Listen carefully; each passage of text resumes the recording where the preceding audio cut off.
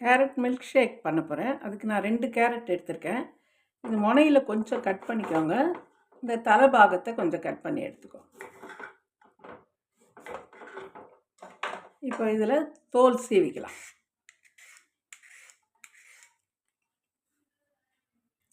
இந்த மாதிரி தோல் சீவி எடுத்துக்கோங்க. தோல் சீவாத ஜூஸ் போடாதீங்க. இப்போ கொஞ்சம் தண்ணி வச்சுட்டு அதில் போட்டு நல்லா கழுவிக்கலாம். தோல் சீவிட்டு கழுவிடுங்க. இதை மாதிரி கழுவி எடுத்துக்கோங்க. இந்த கேரட்டை திருவி எடுத்துக்கலாம். இந்த கேரட் மில்க் ஷேக்கில் உங்களுக்கு சுகர் கிடையாது,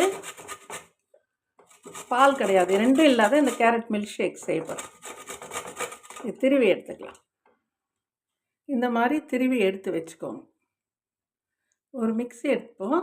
இந்த 1 கப் கேரட்டை இதில் போட்டுக்கலாம். ஊற வச்ச பாதாம், ஊற வச்ச முந்திரி, எதுவும் 10 இருக்கும். பாதாம் 10 இருக்கும், இது 10 இருக்கும்.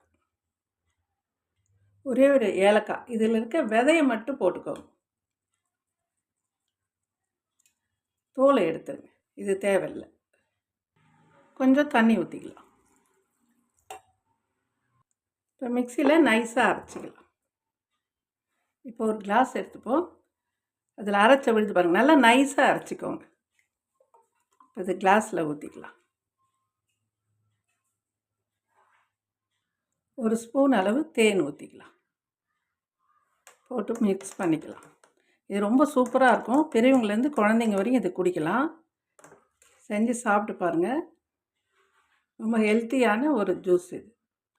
டெக்கரேஷனுக்காக கொஞ்சம் பிஸ்தா போட்டுக்கணும். அவ்வளோதான். கேரட் மில்க் ஷேக் ரெடி ஆகிடுச்சு. இதில் பால் கிடையாது, சர்க்கரையும் கிடையாது. ரொம்ப சூப்பராக இருக்கும். செஞ்சு சாப்பிட்டு